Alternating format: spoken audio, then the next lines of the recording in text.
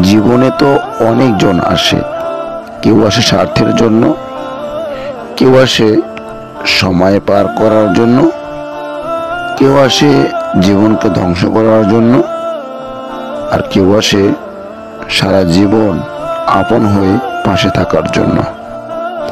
যারা ঠকায় তারাও আফসোস করে, তবে অত্যন্ত গোপনে, সবার আড়ালে।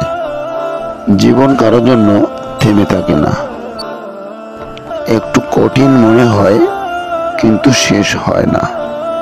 তারপর সময় যত বাড়ে, সবকিছু পরিবর্তন হয়ে যায়। পরিবর্তন হয়ে যায় চিরচেনা সেই মানুষগুলো।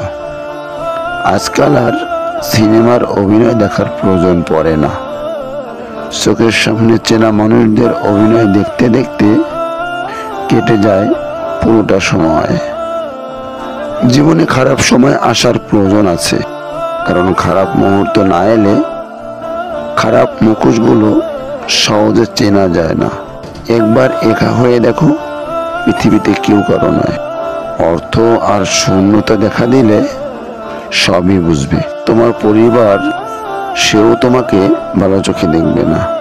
কষ্ট হলেও ভিতরের ক্ষতগুলো নিজের মধ্যেই রেখে দাও, কারণ মানুষ মরণের জায়গায় লবণ লাগাতে বেশি পছন্দ করে।